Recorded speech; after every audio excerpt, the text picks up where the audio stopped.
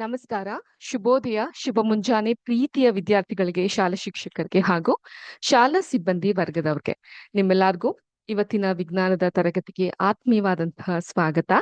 ಕೋರ್ತಾ ಇರೋದು ನಾನು ನಿಮ್ಮ ವಿಜ್ಞಾನದ ಶಿಕ್ಷಕಿ ಅಶ್ವಿತಾ ಮಲ್ನಾಡ್.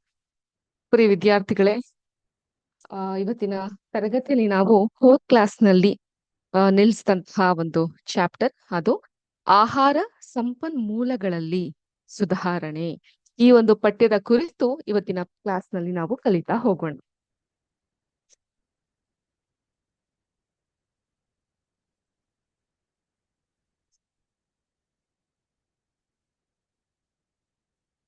ಆಹಾರ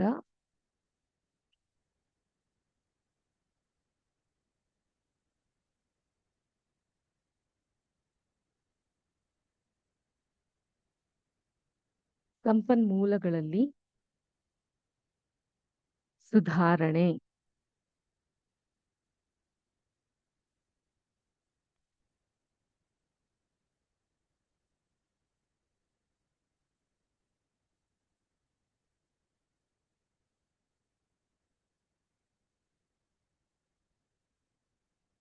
ಎಲ್ಲಾರ್ಗೂ ಕಾಣ್ತಾ ಇದೆ ಬೋರ್ಡ್ ಅಂತ ಭಾವಿಸ್ತೀನಿ. ಆಹಾರ ಸಂಪನ್ಮೂಲಗಳಲ್ಲಿ ಸುಧಾರಣೆ.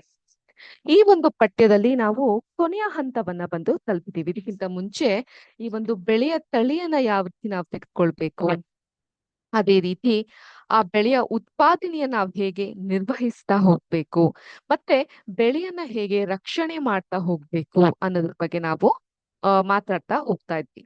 ಸೊ ಧಾನ್ಯಗಳ ಶೇಖರಣೆ, storage of the food grains ವರ್ಗು ನಮ್ಮ ಪಾಠಗಳು ಮುಗ್ದಿದ್ವು ಅಲ್ವಾ.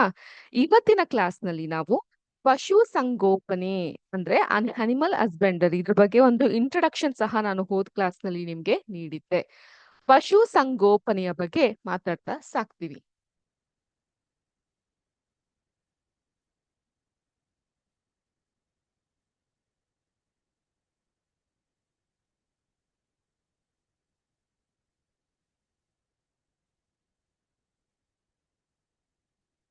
ಪಶು ಸಂಗೋಪನೆ ಅಂತ ಹೇಳಿದ್ರೆ ಏನು? ಅನಿಮಲ್ ಹಸ್ಬೆಂಡರಿ ಅಂತ ಹೇಳಿದ್ರೆ ವೈಜ್ಞಾನಿಕವಾದಂತಹ ರೀತಿಯಲ್ಲಿ, ಅಂದ್ರೆ ಸೈಂಟಿಫಿಕ್ ಆಗಿ ಜಾನುವಾರುಗಳ ನಿರ್ವಹಣೆ ಆಗಿದೆ. ಪಶು ಸಂಗೋಪನೆ ಅಂತ ಹೇಳಿದ್ರೆ ವೈಜ್ಞಾನಿಕ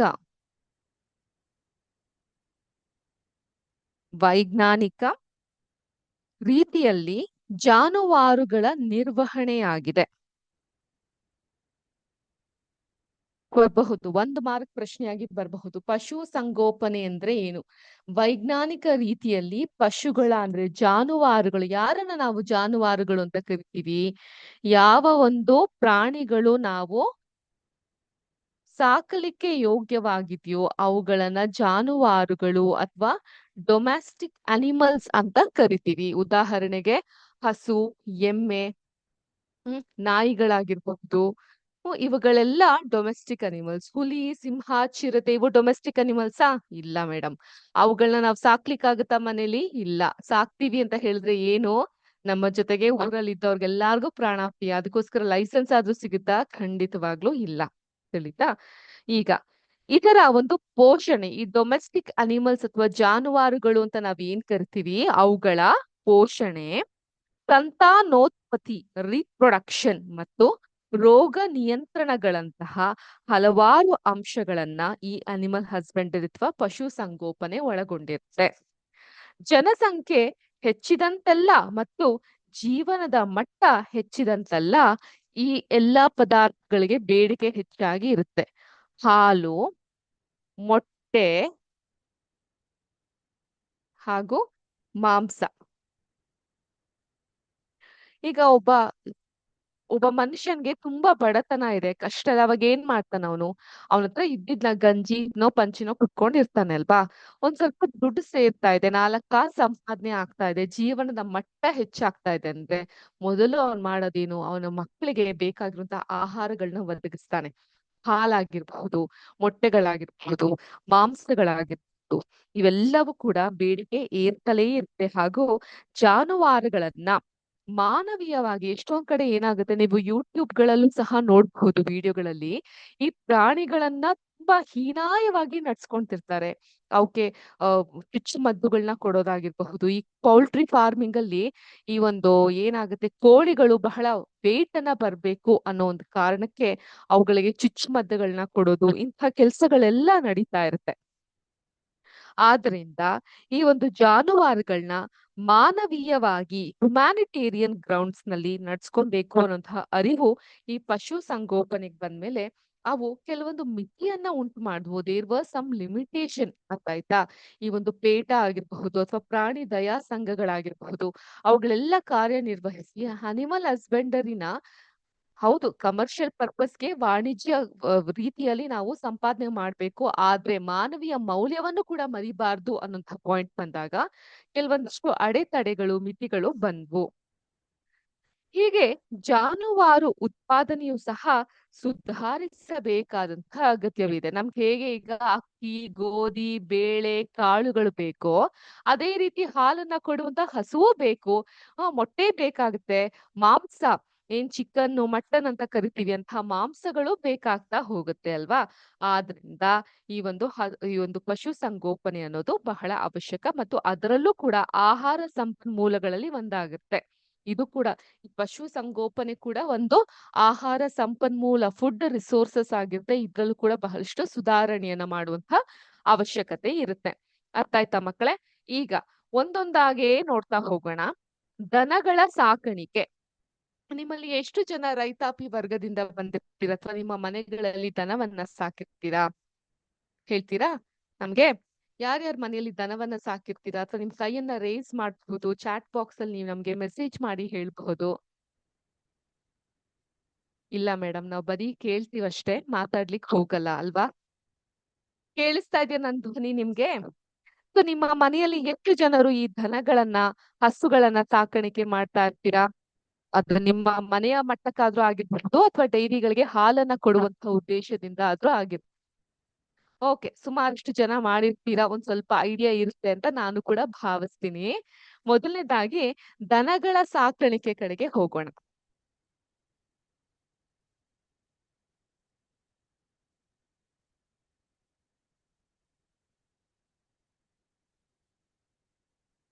ದನ ಕಾಯೋರ?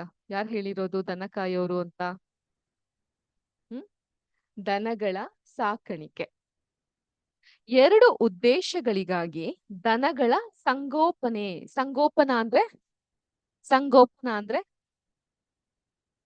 Cattle farming.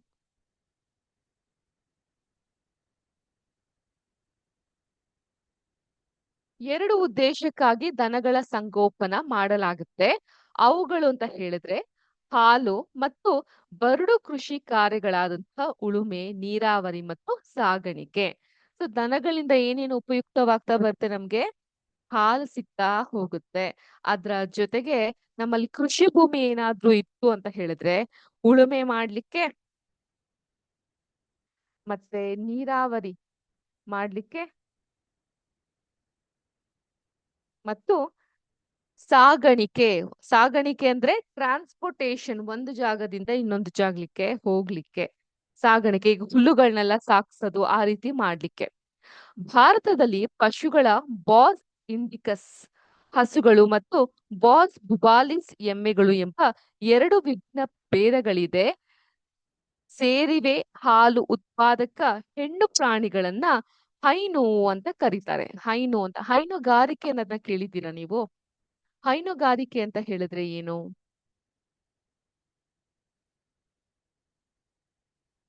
ಹೈನುಗಾರಿಕೆ ಅಂದ್ರೆ ಡೈರಿ. ಈಗ ಆಮ್, ಒಂದಷ್ಟು ಹಾಲನ್ನ ಉತ್ಪಾದಿಸುವಂತಹ ಈ ಹೆಣ್ಣು ಪ್ರಾಣಿಗಳಿಗೆ, ಹಸುಗಳಿಗೆ ಹೈನು ಅಂತ ಕರಿತೀವಿ. ಹೇನು ಅಲ್ಲ, ಹೈನು ಅಂದ್ರೆ ಡೈರಿ ಅಂತ ಅರ್ಥ. ಪ್ರಾಣಿಗಳು ಹಾಗೆಯೇ ಕೃಷಿ ಕಾರ್ಯಗಳಿಗೆ ಬಳಸುವ ಪ್ರಾಣಿಗಳನ್ನ ಬರಡು ಪ್ರಾಣಿಗಳು ಅಂತ ಕರಿತೀವಿ. ಈಗ ಹಾಲಿನ ಪರ್ಪಸ್ಗೆ ಉಪಯೋಗಿಸುವಂತಹ ಪ್ರಾಣಿಗಳನ್ನ ನಾವು ಹೈನು ಅಂತ ಹೇಳ್ತೀವಿ. ಅದೇ ರೀತಿ ಕೃಷಿಗೋಸ್ಕರ ನಾವು ಬಳಸುವಂತಹ ಪ್ರಾಣಿಗಳನ್ನ ಬರಡು ಅಂತ ಕರಿತೀವಿ.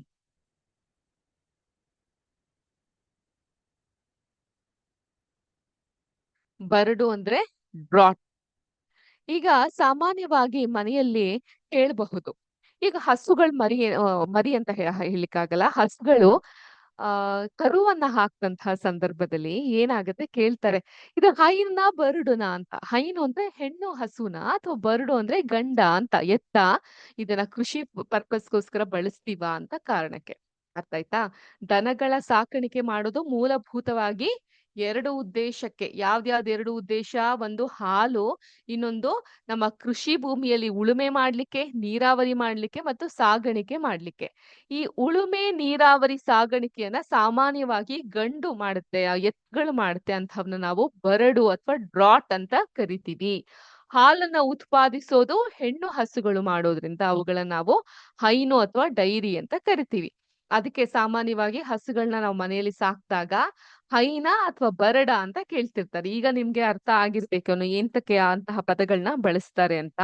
ಅದೇ ತರ ಹಸುಗಳಿಗೆ ಬಾಸ್ ಇಂಡಿಕಸ್ ಅಂತ ಕರೀತಾರೆ, ಮತ್ತೆ ಎಮ್ಮೆಗಳಿಗೆ ಬಾಸ್ ಬಾಲಿಸ್ ಅಂತ ಕರೀತಾರೆ. ನೋಟ್ ಮಾಡ್ಕೊಳ್ಳಿ, ನಿಮ್ಮ ಒಂದು ನೋಟ್ ಬುಕ್ ಏನು ವಿದ್ಯಾಶಕ್ತಿಗೆ ಅಂತಾನೆ ಮೀಸಲಿಟ್ಟಿದ್ದೀರಾ ಒಂದು ಪುಸ್ತಕವನ್ನ, ಆ ಪುಸ್ತಕದಲ್ಲಿ ದಯವಿಟ್ಟು ನಾವು ಪ್ರತಿ ಸಲ ಒಂದೊಂದು ಪಾಯಿಂಟ್ ಹೇಳ್ದಾಗ್ಲೂ ನೀವು ಅದನ್ನ ನೋಟ್ ಮಾಡ್ಕೊಂಡ್ರೆ ಎಕ್ಸಾಮ್ ಟೈಮ್ ಅಲ್ಲಿ ಅಥವಾ ಪರೀಕ್ಷೆಯ ಸಮಯದಲ್ಲಿ ನಿಮ್ಗೆ ಅದು ಕಲೀಲಿಕ್ಕೆ ಬಹಳ ಈಸಿ ಆಗ್ತಾ ಬರುತ್ತೆ.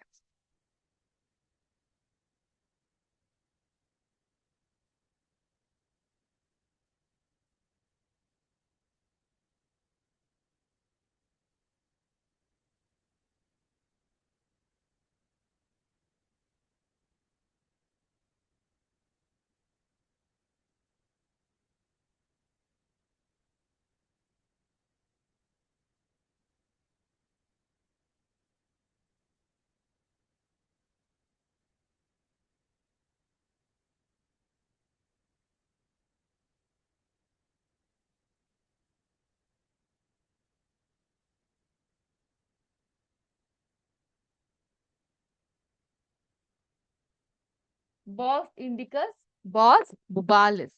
ಬಾಸ್ ಇಂಡಿಕಸ್ ಅನ್ನೋದು ಯಾರ್ಗೆ? ಹಸುಗಳಿಗೆ. ಬಾಸ್ ಬುಬಾಲಿಸ್ ಅನ್ನೋದು ಯಾರ್ಗೆ? ಎಮ್ಮೆಗಳಿಗೆ. ಇವತ್ತು ಮನೆಗೆ ಹೋದಾಗ ಬಾಸ್ ಇಂಡಿಕಸ್ ಏನ್ ಮಾಡ್ತಾ ಇದೆ, ಬಾಸ್ ಬುಬಾಲಿಸ್ ಏನ್ ಮಾಡ್ತಾ ಇದೆ ಅಂತ ಕೇಳಿ ನೋಡಿ, ಯಾರಿಗೂ ಅರ್ಥ ಸಹ ಆಗೋದಿಲ್ಲ. ಸೊ ಬಟ್ ಇದನ್ನ ನೀವು ಕಲ್ತಿರ್ಬೇಕಾಗತ್ತೆ. ಪರೀಕ್ಷಾ ದೃಷ್ಟಿಯಿಂದ ಇಂಪಾರ್ಟೆಂಟ್. ಅಕಸ್ಮಾತ್ ಪರೀಕ್ಷೆಯಲ್ಲಿ ಕೇಳದೆ ಹೋದ್ರು ಕೂಡ ನಾನು ಮಲ್ಟಿಪಲ್ ಚಾಯ್ಸ್ ಕ್ವಶನ್ಸ್ ಕೇಳಿದಾಗ ಈ ಪ್ರಶ್ನೆ ಅಂತೂ ಕೇಳ್ತೀನಿ. ಬಾಸ್ ಇಂಡಿಕಸ್ ಅಂದ್ರೆ ಏನು, ಬಾಸ್ ಬುಬಾಲಿಸ್ ಅಂದ್ರೆ ಏನು ಅಂತ ಅಂದ್ಬಿಟ್ಟು. ಓಕೆ, ಬುಬಾಲಿಸ್ ಅಂದ್ರೆ ಏನು? ಇಂಗ್ಲಿಷ್ ಅಲ್ಲಿ ಎಮ್ಮೆಗೆ ಏನಂತಾರೆ? Buffalo. So B for buffalo, B for bubalis, ಹಿಂಗ್ ನೆನ್ಕೊಳ್ಳಿ. ಹಸುಗೆ ಇಂಡಿಯಾದಲ್ಲಿ ನಾವು ತುಂಬಾ ಪೂಜ್ಯ ಸ್ಥಾನದಲ್ಲಿ ನೋಡೋದೇನು? ಹಸು. ಅದಕ್ಕೆ ಇಂಡಿಕಸ್ ಅಂತ ನೆನ್ಪಿಟ್ಕೊಳ್ಳಿ. ಅರ್ಥ ಆಯ್ತಾ? ಇತರ ಪಾಯಿಂಟ್ ಗಳಲ್ಲಿ, ಇತರ ಕೀವರ್ಡ್ ಗಳಲ್ಲಿ ನೀವು ಪಾಠಗಳನ್ನ, ಆನ್ಸರ್ಸ್ ಗಳನ್ನ ನೆನ್ಪಿಟ್ಕೊಂಡಾಗ ಆನ್ ಅ ಲಾಂಗ್ ರನ್ ಅದು ನಿಮ್ಗೆ ತುಂಬಾ ಸಹಾಯ ಮಾಡುತ್ತೆ. ಈಗ ಹಾಲು ಉತ್ಪಾದನೆಯ ಪ್ರಮಾಣ ಕ್ಷೀರೋತ್ಪಾದನಾ ಅವಧಿ ಅಂದರೆ ಕರುವಿನ ಜನನದ ನಂತರ ಕ್ಷೀರ ಉತ್ಪಾದನಾ ಅವಧಿಯ ಮೇಲೆ ಸ್ವಲ್ಪ ಮಟ್ಟಿಗೆ ಅವಲಂಬಿತವಾಗಿ ಇರುತ್ತದೆ. ಕ್ಷೀರ ಅಂದ್ರೆ ಏನು? ಕ್ಷೀರ ಅಂದ್ರೆ ಏನ್? ಯಾರು ಹೇಳ್ತೀರಾ? ಕ್ಷೀರ, ಕ್ಷೀರ ಅಂದ್ರೆ ಹಾಲು ಅಂತ. ಕ್ಷೀರೋತ್ಪಾದನ ಅಂದ್ರೆ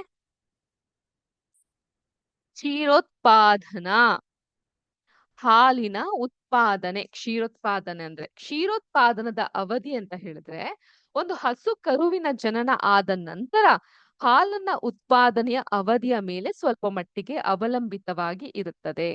ಆದ್ದರಿಂದ ಕ್ಷೀರೋತ್ಪಾದನಾ ಅವಧಿಯನ್ನ ಹೆಚ್ಚಿಸುವ ಮೂಲಕ ಹಾಲಿನ ಉತ್ಪಾದನೆಯನ್ನ ಹೆಚ್ಚಿಸಬಹುದು. ವಿದೇಶಿ ಅಥವಾ ಅನ್ಯ ದೇಶೀಯ ತಳಿಗಳ ಉದಾಹರಣೆಗೆ ಜೆರ್ಸಿ, ಬ್ರೌನ್ ಸ್ವಿಸ್ ಗಳನ್ನ ಅಧಿಕ ಕ್ಷೀರೋತ್ಪಾದನಾ ಅವಧಿಗಾಗಿ ಆಯ್ಕೆ ಮಾಡಲಾಗುತ್ತೆ.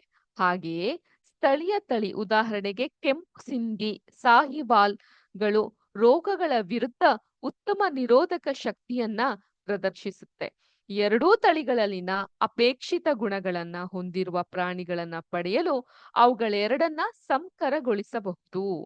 ಈಗ ಸಂಕರಗೊಳಿಸಬಹುದು ಅಂತ ಹೇಳಿದ್ರೆ ವಿದೇಶಿಯ ತಳಿಗುನು ನಮ್ಮ ಭಾರತೀಯ ತಳಿಗುನು ಏನು ಈ ಒಂದು ಸಂತಾನೋತ್ಪತ್ತಿ ಮಾಡಿಸಿದಾಗ ಏನಾಗುತ್ತೆ, ಹೈಬ್ರಿಡ್, ಹೈಬ್ರಿಡ್ ಅನ್ನೋಂತಹ ಪದವನ್ನ ಕೇಳಿದ್ದೀರಾ? ಹೈಬ್ರಿಡ್ ತಳಿಗಳ ಜನನ ಆಗ್ತಾ ಬರುತ್ತೆ. ಈ ಹೈಬ್ರಿಡ್ ತಳಿಗಳು ಎರಡು ಕಡೆಯಿಂದನೂ ಅಂದ್ರೆ ಫಾರಿನ್ ಇಂದನೂ ಅಂದ್ರೆ ಅನ್ಯ ದೇಶದಿಂದ ಬಂದಿರುವಂತಹ ಗುಣಗಳನ್ನ ನಮ್ಮ ಭಾರತ ದೇಶದ ಹಸುಗಳ ಗುಣಗಳನ್ನ ಎರಡನ್ನ ಕೂಡ ಹೊಂದಿರುತ್ತೆ. ಮತ್ತೆ ಈ ಕ್ಷೀರೋತ್ಪನ್ನದ ಅವಧಿ ಏನಿದೆ, ಕ್ಷೀರೋತ್ಪಾದನದ ಅವಧಿ ಏನಿರುತ್ತೆ ಅದು ಹೆಚ್ಚಾಗಿರ್ತದೆ. ಟೈಮ್ ಗ್ಯಾಪ್ ಏನಿರುತ್ತೆ ಹಾಲನ್ನು ಉತ್ಪಾದಿಸ್ಲಿಕ್ಕೆ ಅದು ಹೆಚ್ಚಾಗಿ ಇರುತ್ತದೆ. ತಿಳಿತಾ? ಈಗ ಪ್ರಾಣಿ ಉತ್ಪನ್ನಗಳ ಪೌಷ್ಟಿಕಾಂಶಗಳ ಮೌಲ್ಯದ ಬಗ್ಗೆ ನಾವು ತಿಳ್ಕೊಂತಾ ಹೋಗೋಣ. ಈ ಕೋಷ್ಟಕ ಬಹಳ ಬಹಳ ಇಂಪಾರ್ಟೆಂಟ್ ಆಗುತ್ತೆ. ನಿಮ್ಮ ಟೆಕ್ಸ್ಟ್ ಬುಕ್ ಪೇಜ್ ನಂಬರ್ 94 ಕೋಷ್ಟಕದ ಹೆಸರು 15.2. ಈ ಒಂದು ಕೋಷ್ಟಕವನ್ನ ದಯವಿಟ್ಟು ತೆಗಿರಿ.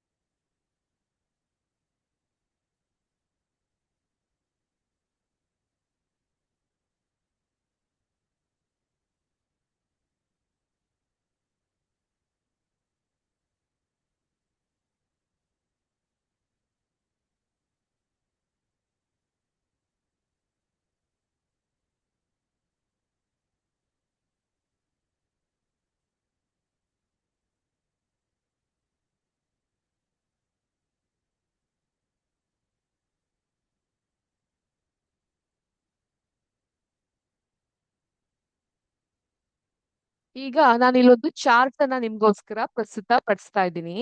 ಈ ಚಾರ್ಟ್ ಅಲ್ಲಿ ನೀವು ಗಮನಿಸಬಹುದು ಪ್ರಾಣಿಗಳ ಉತ್ಪನ್ನಗಳು ಅಂತ ಇರುತ್ತೆ. ಪ್ರಾಣಿಗಳ ಉತ್ಪನ್ನಗಳು ಅಂದ್ರೆ ಪ್ರಾಣಿಯನ್ನ ಅನಿಮಲ್ ಹಸ್ಬೆಂಡರಿ ಮಾಡೋದ್ರಿಂದ ನಮ್ಗೆ ಸಿಗುವಂತಹ ಉತ್ಪನ್ನಗಳು, ಪ್ರಾಡಕ್ಟ್ಸ್ ಏನೇನ್ ಸಿಗಬಹುದು ಅನಿಮಲ್ ಹಸ್ಬೆಂಡರಿ ಮಾಡೋದ್ರಿಂದ?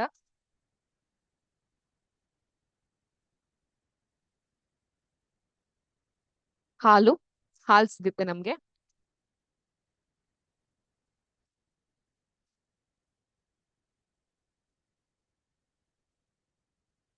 ಮೊಟ್ಟೆ, ಮೊಟ್ಟೆ ಆಮೇಲೆ ಇನ್ನೇನ್ ಸಿಗುತ್ತೆ?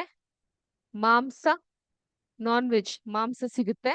ಮೀನು, ಮೀನು ಕೂಡ ಮಾಂಸ ಅಲ್ವಾ? ಆದ್ರೆ ಅದನ್ನೇನೆ ಸಪರೇಟ್ ಆಗಿ ನಾವು ತೋರಿಸ್ತಾ ಇದೀವಿ. ಮೀನುಗಳ ಸಾಕಾಣಿಕೆಯೇ ಬೇರೆ ಆದ್ರಿಂದ ಮೀನು. ಅರ್ಥ ಆಯ್ತಾ? ಏನೇನ್ ಸಿಗುತ್ತೆ ಪ್ರಾಣಿಗಳ ಉತ್ಪಾದನೆ ನಮ್ಗೆ? ಹಾಲು, ಮೊಟ್ಟೆ, ಮಾಂಸ, ಮೀನು. ಈಗ ಒಂದೊಂದ್ರಲ್ಲೂ ಎಷ್ಟೆಷ್ಟು ಕೊಬ್ಬಿನ ಅಂಶಗಳಿರುತ್ತೆ, ಪ್ರೋಟೀನ್ ಇರುತ್ತೆ, ಸಕ್ಕರೆಯ ಅಂಶಗಳಿರುತ್ತೆ, ಜೀವಸತ್ವಗಳಿರುತ್ತೆ, ಖನಿಜಗಳಿರುತ್ತೆ. ಇವುಗಳನ್ನ ತಿಳ್ಕೊಂತಾ ಹೋಗೋಣ. ಮೊದಲನೇದಾಗಿ ಹಾಲು. ಹಾಲಿನಲ್ಲಿ ಕೊಬ್ಬು, ಕೊಬ್ಬು ಅಂದ್ರೆ ಕೊಲೆಸ್ಟ್ರಾಲ್ ಎಷ್ಟು ಇರುತ್ತೆ? 3.60.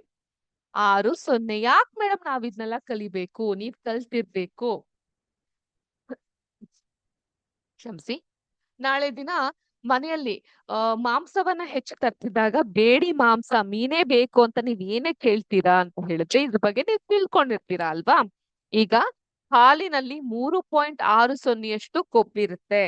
ಪ್ರೋಟೀನ್ 4.00ಯಷ್ಟು ಪ್ರೋಟೀನ್ ಇರುತ್ತೆ. ಸಕ್ಕರೆ, ಸಕ್ಕರೆ ಹಾಲ್ನಲ್ಲಿ 4.50. ಅದಕ್ಕೋಸ್ಕರ ನೋಡಿ, ತುಂಬಾ ಹುಷಾರ್ ತಪ್ಪಿದಾಗ, ಸುಸ್ತಾಗಿದ್ದಾಗ ಹಾಲನ್ನ ಕೊಡ್ಬೇಕು, ಹಾಲನ್ನ ಕೊಡ್ಬೇಕು ಅಂತ ಹೇಳ್ತಾರೆ. ಯಾಕೆ? ಹಾಲಿನಲ್ಲಿ ಸಕ್ಕರೆ, ಸಕ್ಕರೆ ಅಂದ್ರೆ ಇಲ್ಲಿ ಗ್ಲೂಕೋಸ್ ಅಂಶ ಇರೋದ್ರಿಂದ ದೇಹ ತುಂಬಾ ನಿತ್ರಾಣರಾದಾಗ, ಸುಸ್ತಾದಾಗ ಹಾಲನ್ನ ಕೊಡ್ತಾರೆ. ಸಕ್ಕರೆಯ ಅಂಶ ಕೂಡ ಇರುತ್ತೆ. ಖನಿಜ, ಖನಿಜ ಅಂದ್ರೆ ಮಿನಿರಲ್ಸ್ 0.70 ಇರುತ್ತೆ. ಹಾಗೇನೆ ನೀರು 87.20. ನಿಮ್ ಹಾಲ್ನವ್ರಿಗೆ ಸ್ವಲ್ಪ ಜಾಸ್ತಿ ನೀರ್ ಸೇರ್ಸಿದ್ರೆ ಅದು ಸೇರಲ್ಲ. ಒಟ್ಟು ಹಸುವಿನಿಂದ ಬರುವಂತ ಹಾಲ್ನಲ್ಲಿ 87.20ಯಷ್ಟು ನೀರಿನ ಅಂಶ ಇರುತ್ತೆ. ಜೀವಸತ್ವ, ಜೀವಸತ್ವ ಅಂದ್ರೆ ವೈಟಮಿನ್ಸ್. ಯಾವ್ದ್ಯಾವ್ದ್ ವೈಟಮಿನ್ಸ್ ಇರುತ್ತೆ? Vitamin B1, B2, B12. ಇವಾಗ ನೋಡಿ ಹೆಣ್ಮಕ್ಳಲ್ಲಿ ಅತಿ ಹೆಚ್ಚು B12 ಡಿಫಿಷಿಯನ್ಸಿ ಇರುತ್ತೆ, ಕಮ್ಮಿ ಇರುತ್ತೆ. ಅವು ವಿಟಮಿನ್ ಡಿ ಮತ್ತು ಇ, ಇಷ್ಟು ಜೀವಸತ್ವಗಳು ಹಾಲಿನಲ್ಲಿ ಇರುತ್ತೆ. ನಿಮ್ಮ ಶಾಲೆಯಲ್ಲಿ ಹಾಲನ್ನ ಕೊಟ್ರೆ ಬೇಡ ಅಂತ ಹೇಳಿದ್ರು ಮೂಗ್ ಮುರಿತೀರಾ? ಬೇಡಿ ಅಂತ ಅನ್ಬೇಡಿ, ಕುಡೀರಿ. ಹಾಲು ನಿಮ್ಮ ಆರೋಗ್ಯಕ್ಕೆ ತುಂಬಾ ಒಳ್ಳೆಯದು. ಅರ್ಥ ಆಯ್ತಾ? ಹಾಲ್ನಲ್ಲಿ 3.60 ಕೊಬ್ಬು ಕೊಲೆಸ್ಟ್ರಾಲ್ ಇರುತ್ತೆ, 4ರಷ್ಟು ಪ್ರೋಟೀನ್ ಇರುತ್ತೆ, ಸಕ್ಕರೆ 4.50 ಇರುತ್ತೆ, ಖನಿಜ 0.70 ಇರುತ್ತೆ, 7.20 ನೀರು ಇರುತ್ತೆ, ಮತ್ತೆ ವಿಟಮಿನ್ ಬಿ1 ಬಿ12 ಡಿ ಮತ್ತು ಇ ಇರುತ್ತೆ. ಆಯ್ತಾ. ನೆಕ್ಸ್ಟ್ ಮೊಟ್ಟೆಯಲ್ಲಿ ಅತಿ ಹೆಚ್ಚು ಕೊಬ್ಬಿನಾಂಶವನ್ನ ಕಾಣಬಹುದು. 12% ಕೊಬ್ಬು ಇಲ್ಲಿ ಅಂದ್ರೆ ಒಳ್ಳೆಯ ಕೊಬ್ಬು, ಗುಡ್ ಫ್ಯಾಟ್. ಅರ್ಥ ಆಯ್ತಾ. ಗುಡ್ ಫ್ಯಾಟ್ ಇರುತ್ತೆ, 12 ಇದೆ. ಪ್ರೋಟೀನ್ 13 ಇದೆ, ಒಳ್ಳೆ ಪ್ರೋಟೀನ್ ಸಿಗುತ್ತೆ ಮೊಟ್ಟೆಯಲ್ಲಿ, 13 ಇದೆ. ಸಕ್ಕರೆ ಇಲ್ಲ. ಖನಿಜ 1, ನೀರು 74 ಹಾಗೂ ಜೀವಸತ್ವ ಬಿ2 ಮತ್ತು ಡಿ. ಬಿ2 ಮತ್ತೆ ಡಿ ಇರುತ್ತೆ. ತಿಳಿತಾ. ನೆಕ್ಸ್ಟ್ ಮಾಂಸದಲ್ಲಿ ಫ್ಯಾಟ್ ಆಶ್ಚರ್ಯಕಾರಿ ಅನ್ಸ್ಬಹುದು, 3.60 ಇರುತ್ತೆ ಅಷ್ಟೇ. ಪ್ರೋಟೀನ್ 21 ಇರುತ್ತೆ, ಸಕ್ಕರೆ ಅಂಶ ಇರೋದಿಲ್ಲ, ಖನಿಜ 1.10 ಇರುತ್ತೆ, ಆಮೇಲೆ ನೀರು 74.20 ಇರುತ್ತೆ, ಹಾಗೂ ವಿಟಮಿನ್ ಬಿ2 ಬಿ12 ಹೇರಳವಾಗಿ ಈ 2 ಜೀವಸತ್ವಗಳು ಇರುತ್ತೆ. ಮೀನು 2.50 ಕೊಬ್ಬನ್ನ ಒಳಗೊಂಡಿರುತ್ತೆ. ಆ ನಂತರ 19 ಈ ಒಂದು ಅಂಶದಲ್ಲಿ ಪ್ರೋಟೀನ್ ಇರುತ್ತೆ, ಸಕ್ಕರೆ ಅಂಶ ಇರೋದಿಲ್ಲ, 1.30 ಖನಿಜಗಳಿರುತ್ತೆ, 77.20 ನೀರನ್ನ ಒಳಗೊಂಡಿರುತ್ತೆ, ಹಾಗೂ ನಿಯಾಸಿನ್ ಅನ್ನುವಂತಹ ಜೀವಸತ್ವ ಇರುತ್ತೆ, ಜೊತೆಗೆ ವಿಟಮಿನ್ ಡಿ ಮತ್ತು ಎ ಸಹ ಇರುತ್ತೆ. ಗೊತ್ತಾಯ್ತಾ. ಈ ಒಂದು ಕೋಷ್ಟಕವನ್ನ ಸರಿಯಾಗಿ ಗಮನಿಸಿ ಕಲಿಯುವಂತಹ ಪ್ರಯತ್ನವನ್ನ ಮಾಡಿ. ಇನ್ನೊಮ್ಮೆ ಹೇಳ್ತೀನಿ, ಪ್ರಾಣಿಗಳ ಉತ್ಪನ್ನ ಪ್ರಾಣಿಗಳಿಂದ ನಮ್ಗೆ ಸಿಗೋದು ಯಾವ್ದ್ಯಾವ್ದು? ಹಾಲು, ಮೊಟ್ಟೆ, ಮಾಂಸ, ಮೀನು ಅಲ್ವಾ. ಹಾಲ್ನಲ್ಲಿ 3.60 ಕೊಬ್ಬಿದ್ರೆ ಮೊಟ್ಟೆಯಲ್ಲಿ 12 ಹೈಯೆಸ್ಟ್ ಇದೆ, ಮಾಂಸದಲ್ಲಿ 3.60 ಇರುತ್ತೆ, ಮೀನಿನಲ್ಲಿ 2.50 ಇರುತ್ತೆ. ಪ್ರೋಟೀನ್ ಸಹ ಮೊಟ್ಟೆಯಲ್ಲಿ 13 ಇದ್ರೆ ಮಾಂಸದಲ್ಲಿ 21 ಇದೆ, ಮೀನಲ್ಲಿ 19 ಇದೆ. ಹೈಯೆಸ್ಟ್ ಮಾಂಸಗಳಲ್ಲಿ ಪ್ರೋಟೀನ್ ನ ಕಾಣಬಹುದು, ಸೆಕೆಂಡ್ ಹೈಯೆಸ್ಟ್ ಮೀನ್ಗಳಲ್ಲಿ, ನಂತರ ಮೊಟ್ಟೆ ಹಾಗೂ ಹಾಲು. ಸಕ್ಕರೆ ಅಂಶ ಬರೀ ಹಾಲ್ನಲ್ಲಿ ಮಾತ್ರ ಇರುತ್ತೆ, 4.50. ಖನಿಜಗಳು ಎಲ್ಲಾದ್ರಲ್ಲೂ ಹೆಚ್ಚು ಅಂದ್ರೆ ಮೀನಲ್ಲಿ 1.30 ಇದೆ, ತದನಂತರ ಮಾಂಸ 1.10, ಮೊಟ್ಟೆ 1 ಹಾಗೂ ಹಾಲ್ನಲ್ಲಿ 0.70 ಇರುತ್ತೆ. ನೀರು ಅತಿ ಹೆಚ್ಚು ಇರೋದು ಹಾಲ್ನಲ್ಲಿ, ಹಾಲ್ ಬಿಟ್ರೆ ಮೀನಿನಲ್ಲಿ, ಆ ನಂತರ ಮಾಂಸ ಮತ್ತೆ ಮೊಟ್ಟೆಯಲ್ಲೂ ಸಹ ನೀರಿನ ಅಂಶವನ್ನ ನಾವು ಕಾಣಬಹುದು. ಜೀವಸತ್ವ ಬಂತು ಅಂದ್ರೆ ಅತಿ ಹೆಚ್ಚು ವಿಟಮಿನ್ ಸಿಗೋದು ನಮ್ಗೆ ಹಾಲ್ನಲ್ಲಿ. ವಿಟಮಿನ್ ಬಿ1 ಬಿ2 ಬಿ12 ಡಿ ಮತ್ತು ಇ ಇರುತ್ತೆ. ಅದ ನಂತರ ಮೀನಿನಲ್ಲಿ ನಿಯಾಸಿನ್ ಮತ್ತೆ ಡಿ ಮತ್ತು ಎ, ಈ 3 ವಿಟಮಿನ್ಗಳಿರುತ್ತೆ. ಮಾಂಸದಲ್ಲಿ ಬಿ2 ಮತ್ತೆ ಬಿ12, ಮೊಟ್ಟೆಯಲ್ಲಿ ಬಿ2 ಮತ್ತೆ ವಿಟಮಿನ್ ಡಿ ಇವೆಲ್ಲ ಇರುತ್ತೆ. ಸೊ ಈ ರೀತಿಯಾಗಿ ನೀವು ಪ್ರಾಣಿಗಳ ಉತ್ಪನ್ನಗಳಿಂದ ಪೌಷ್ಟಿಕಾಂಶದ ಮೌಲ್ಯಗಳನ್ನ ತಿಳ್ಕೊಂತಾ ಹೋಗಬಹುದು. ತಿಳಿತಾ. ಅರ್ಥ ಆಯ್ತಾ? ನಿಮ್ಮ ಟೆಕ್ಸ್ಟ್ ಬುಕ್ ನಲ್ಲಿ ಕೂಡ ಈ ಕೋಷ್ಟಕ ಇದೆ, ನೀವ್ ಯಾರಾದ್ರೂ ನೋಟ್ ಮಾಡ್ಕೊಬೇಕಂದ್ರೆ ನೋಟ್ ಮಾಡ್ಕೊಂತಾ ಹೋಗ್ಬೋದು. ಕ್ಲಿಯರ್? ಮುಂದೆ ಹೋಗ್ಬೋದಾ ನಾವು? ನೋಟ್ ಮಾಡ್ಕೊಂತಾ ಇದ್ದೀರಾ? ಮಾಡ್ಕೊಳ್ಳಿ ನೋಟ್ನ.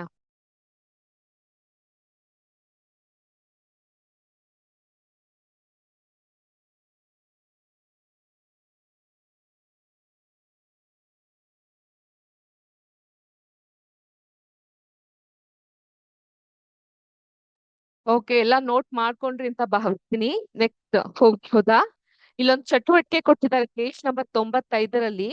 ಜಾನುವಾರು ಸಾಕಾಣಿಕಾ ಕೇಂದ್ರಕ್ಕೆ ಭೇಟಿ ಕೊಡಿ, ಈ ಕೆಳಗಿನವುಗಳನ್ನ ಗಮನಿಸಿ. ದನಗಳ ಸಂಖ್ಯೆ ಮತ್ತು ವಿವಿಧ ತಳಿಗಳ ಸಂಖ್ಯೆ, ವಿವಿಧ ತಳಿಗಳಿಂದ ದೈನಂದಿನ ಹಾಲು ಉತ್ಪಾದನಾ ಪ್ರಮಾಣ. So the quantity of the milk that is been produced, ಅದು ಮತ್ತೆ ದನಗಳ ಸಂಖ್ಯೆ ಇದು ಎಷ್ಟು ಇರುತ್ತೆ ಅಂತ ಜಾನುವಾರು ಸಾಕಾಣಿಕಾ ಕೇಂದ್ರ ನಿಮ್ಮ ಜಿಲ್ಲೆಯಲ್ಲಿ ಎಲ್ಲಿದೆ ಅಲ್ಲಿ ಹೋಗಿ ನೀವು ನೋಡಬಹುದು. ಓಕೆ, ಈಗ ನೆಕ್ಸ್ಟ್ ಟಾಪಿಕ್ ಕಡೆಗೆ ಹೋಗೋಣ.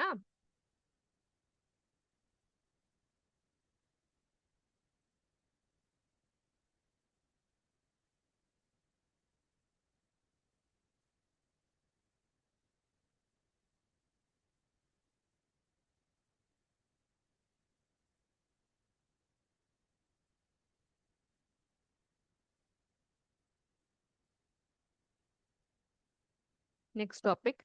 ಪ್ರಾಣಿಗಳ ಆರೋಗ್ಯಕ್ಕಾಗಿ ಮತ್ತು ಶುದ್ಧ ಹಾಲಿನ ಉತ್ಪಾದನೆಗಾಗಿ ಹಾಗೂ ಹಸು ಮತ್ತು ಎಮ್ಮೆಗಳ ಮಾನವೀಯ ಸಾಕಾಣಿಕೆಗಾಗಿ ಸರಿಯಾದ ಸ್ವಚ್ಛತೆ ಮತ್ತು ವಸತಿ ಸೌಕರ್ಯಗಳ ಅವಶ್ಯಕತೆ ಇದೆ. ಏನೇನು ಅವಶ್ಯಕತೆ ಇದೆ? ಸರಿಯಾದ ಸ್ವಚ್ಛತೆ, ಕ್ಲೆನ್ಲಿನೆಸ್ ಅನ್ನೋದು ಮೇಂಟೈನ್ ಮಾಡ್ಬೇಕಾಗತ್ತೆ.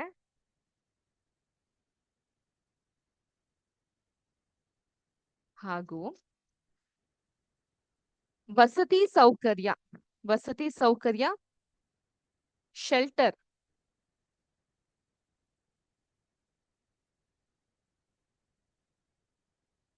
ಸೌಕರ್ಯ ಇವುಗಳ ಅವಶ್ಯಕತೆ ಇದೆ. ಕಡಿಲ ಕೂದಲು ಮತ್ತು ಕೊಳೆಯನ್ನ ನಿವಾರಿಸುವ ನಿಯಮಿತವಾಗಿ ಪ್ರಾಣಿಗಳ ಮೈ ಉಜ್ಜಬೇಕು. ಮೇಲ್ಚಾವಣಿ ಇರುವ ಮತ್ತು ಉತ್ತಮ ವಾತಾಯನ ವ್ಯವಸ್ಥೆ ಇರುವ, ಮಳೆ, ಬಿಸಿಲು ಮತ್ತು ಚಳಿಯಿಂದ ರಕ್ಷಣೆ ಒದಗಿಸುವ ಕೊಟ್ಟಿಗೆಗಳಲ್ಲಿ ಅವುಗಳನ್ನ ಆಶ್ರಯವನ್ನ ಕಲ್ಪಿಸಬೇಕು. ಯಾವಾಗಲೂ ಒಣಗಿದಂತೆ ಇರಲು ಮತ್ತು ಸ್ವಚ್ಛಗೊಳಿಸಲು ಅನುಕೂಲವಾಗುವಂತೆ ಕೊಟ್ಟಿಗೆಗಳ ನೆಲವು ಇಳಿಜಾರಾಗಿರಬೇಕಂದ್ರೆ ಈ ರೀತಿಯಾದಂತಹ ಸ್ಲೈಡ್ ಅನ್ನೋದು ಇರಬೇಕು. ಸಾಮಾನ್ಯವಾಗಿ ನೋಡಿ, ನೀವು ಹಸುಗಳನ್ನ ಹತ್ತಿಸ್ಬೇಕಾದ್ರೆ, ಇಳಿಸ್ಬೇಕಾದ್ರೆ ಈ ರೀತಿ ಸ್ಲೈಡ್ ಮೂಲಕನೇ ಅವ್ರು ಹತ್ಸೋದು ಇಳಿಸೋದು ಮಾಡ್ತಾರೆ. ಅದು ಇಳಿಜಾರಾಗಿರಬೇಕು.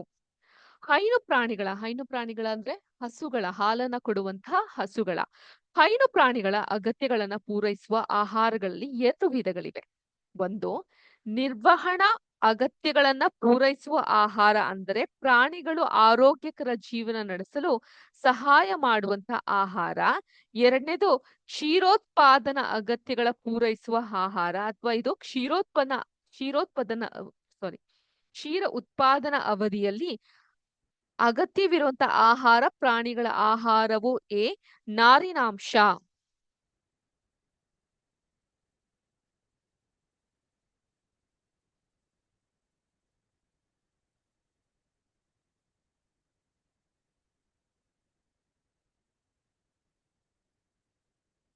ರಫೇಜ್ ಅಂತ ಕರಿತೀವಿ, ನಾರಿನಾಂಶ. ಇವು ಸ್ಥೂಲ ನಾರು ಪದಾರ್ಥಗಳು ಮತ್ತು ಬಿ ಸಾಂದ್ರಕಗಳು.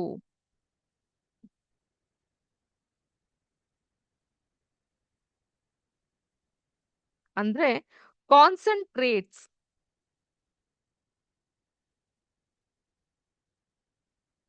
ಅರ್ಥ ಆಗ್ತಾ ಇದೆಯಾ? ಇವು ಕಡಿಮೆ ನಾರಿನಾಂಶ ಮತ್ತು ಸಾಪೇಕ್ಷಿಕವಾಗಿ ಅಧಿಕ ಮಟ್ಟದ ಪ್ರೋಟೀನ್ ಮತ್ತು ಇತರ ಪೋಷಕಾಂಶಗಳು ಇವುಗಳನ್ನ ಹೊಂದಿರುತ್ತೆ.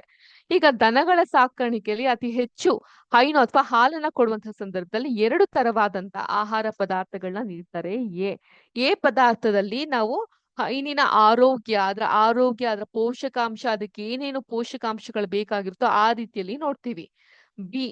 ಬಿ ಅಲ್ಲಿ ಅತಿ ಹೆಚ್ಚು ಹಾಲನ್ನ ಉತ್ಪಾದನೆ ಮಾಡ್ಲಿಕ್ಕೆ ಏನೇನು ಕೊಡ್ಬೇಕು ಅನ್ನೋದನ್ನ ನೋಡ್ತಾ ಹೋಗ್ತೀವಿ. ಈ ನಾರಿನಾಂಶ ರಫೇಜ್ಗಳಲ್ಲಿ ಸ್ಥೂಲ ನಾರುಗಳ ಪದಾರ್ಥಗಳನ್ನ ಕಾಣಬಹುದು. ಆದ್ರೆ ಈ ಸಾಂದ್ರಕಗಳಲ್ಲಿ ಕಡಿಮೆ ನಾರು ಇರುತ್ತೆ, ಲೆಸ್ ಫೈಬರ್ ಇರುತ್ತೆ ಮತ್ತು ಸಾಪೇಕ್ಷಕವಾಗಿ ಅಧಿಕ ಮಟ್ಟದ ಪ್ರೋಟೀನ್ ಹಾಲಿಗೆ ನೇರವಾದಂತಹ ಸಂಬಂಧ ಹೊಂದಿರುತ್ತೆ. ಆದ್ರಿಂದ ಪ್ರೋಟೀನ್ಗಳು ಮತ್ತು ಇತರ ಪೋಷಕಾಂಶಗಳು ಇವುಗಳನ್ನ ಒಳಗೊಂಡಿವೆ. ಜಾನುವಾರುಗಳಿಗೆ ಎಲ್ಲಾ ಪೋಷಕಾಂಶಗಳನ್ನ ಕೂಡ ನಿಗದಿತ ಪ್ರಮಾಣದಲ್ಲಿ ಹೊಂದಿರುವ ಸಮತೋಲನ ಆಹಾರದ ಅಗತ್ಯವಿದೆ. ಬ್ಯಾಲೆನ್ಸ್ಡ್ ಡಯೇಟ್ ಅಂತ ಕರಿತೀವಿ ಇದನ್ನ. ಇಂತಹ ಪೌಷ್ಟಿಕ ಆಹಾರದ ಜೊತೆಗೆ ಸೂಕ್ಷ್ಮ ಪೋಷಕಾಂಶಗಳು ಅಂತ ಹೇಳಿದ್ರೆ ಮೈಕ್ರೋ ನ್ಯೂಟ್ರಿಯೆಂಟ್ಸ್ ಹೊಂದಿರುವ ಪೂರ ಆಹಾರಗಳನ್ನ ಹೈನು ಪ್ರಾಣಿಗಳ ಆರೋಗ್ಯ ಮತ್ತು ಹಾಲಿನ ಉತ್ಪತ್ತಿಯನ್ನ ಉತ್ತೇಜಿಸುತ್ತದೆ. ದನಗಳು ಹಲವಾರು ರೋಗಗಳಿಂದ ನರಳುತ್ತವೆ. ಈ ರೋಗಗಳು ಸಾವನ್ನ ಕೂಡ ಉಂಟು ಮಾಡುವುದಲ್ಲದೆ ಹಾಲಿನ ಉತ್ಪಾದನೆಯನ್ನು ಕೂಡ ಕುಂಠಿತಗೊಳಿಸುತ್ತದೆ. ಒಂದು, ಆರೋಗ್ಯವಂತ ಪ್ರಾಣಿಯು ನಿಯಮಿತವಾದ ಆಹಾರ ಸೇವನೆಯಿಂದ ಸಾಮಾನ್ಯವಾದಂತಹ ದೇಹ ಸ್ಥಿತಿಯನ್ನ ಹೊಂದಿರುತ್ತದೆ. ದನಗಳಲ್ಲಿ ಪರವಾವಲಂಬಿಗಳು, ಬಾಹ್ಯ ಪರವಾವಲಂಬಿಗಳು ಮತ್ತು ಅಂತರ್ಪರ ಅವಲಂಬಿಗಳು ಎಂದು 2 ವಿಧಗಳಿವೆ. ಸೊ ಇದನ್ನ ನಾನು ಬಹುಶಃ ನೆಕ್ಸ್ಟ್ ಕ್ಲಾಸ್ ನಲ್ಲಿ ಈ ಒಂದು ಟಾಪಿಕ್ ನ ನಿಮ್ಗೆ ತಿಳಿಸ್ಕೊಡ್ತೀನಿ. ಯಾಕಂದ್ರೆ ಆ ತರದಲ್ಲಿ ಇದನ್ನ ನಾನು ತಿಳಿಸದೆ ಹೋಗ್ಲಿಕ್ಕೆ ಆಗೋದಿಲ್ಲ. ಪರ ಅವಲಂಬಿಗಳು, ಡಿಪೆಂಡೆಂಟ್ಗಳು ಹಸುವಿನಲ್ಲಿ ಕಾಣುತ್ತೆ. ಏನದು, ಇದ್ರ ಬಗ್ಗೆ ನಾವು ಮುಂದಿನ ಕ್ಲಾಸ್ ನಲ್ಲಿ ಡೀಟೇಲ್ ಆಗಿ ಡಿಸ್ಕಸ್ ಮಾಡ್ತಾ ಹೋಗೋಣ ಅಂತ ಹೇಳ್ತಾ ಇಲ್ಲಿಗೆ ಇವತ್ತಿನ ವಿಜ್ಞಾನದ ತರಗತಿಯನ್ನ ಮುಗಿಸುವಂತಹ ಸಮಯವಾಗಿದೆ. ಸೊ ಮುಂದಿನ ಕ್ಲಾಸ್ ನಲ್ಲಿ ಅಂಗಾಂಶಗಳು ಈ ಒಂದು ಪಾಠದ ಕುರಿತಾದಂತಹ ಮಲ್ಟಿಪಲ್ ಚಾಯ್ಸ್ ಕ್ವೆಶನ್ಸ್ ಗಳಿರುತ್ತೆ, ಅದಕ್ಕೂ ಸಹ ಪ್ರಿಪೇರ್ ಆಗ್ತಾ ಬನ್ನಿ ಅಂತ ಹೇಳ್ತಾ ಇಲ್ಲಿಗೆ ಇವತ್ತಿನ ಕ್ಲಾಸ್ ನ ಮುಗಿಸ್ತೀನಿ. ಕ್ಲಾಸ್ ನಲ್ಲಿ ನಾವು ಡಿಸ್ಕಸ್ ಮಾಡಿದಂತಹ ವಿಷಯಗಳೆಲ್ಲ ನಿಮ್ಗೆ ಅರ್ಥ ಆಗಿದೆ ಅಂತ ಭಾವಿಸ್ತೀನಿ. ಎಲ್ಲಾರ್ಗೂ ಶುಭ ದಿನ. ಜೈ ಹಿಂದ್, ಜೈ ಕರ್ನಾಟಕ ಮಾತೆ, ಜೈ ವಿದ್ಯಾಶಕ್ತಿ. ನಮಸ್ಕಾರ.